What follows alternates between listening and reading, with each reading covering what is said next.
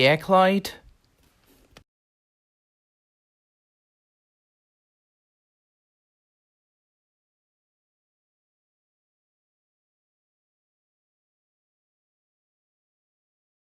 Okay, we'll do it, Clyde.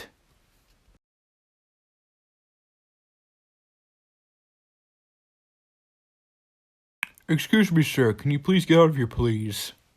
Well, if it isn't Frob and Jasper, I am happy to see both of you. Well, actually, I wouldn't go as far as to say happy. Wait, how do you know both of our names? I do know quite a lot of stuff. From when I was created, I was told about characters that were Frob and Jasper. And that's of course you guys. However, strangely, I also know Hilda's name for some reason.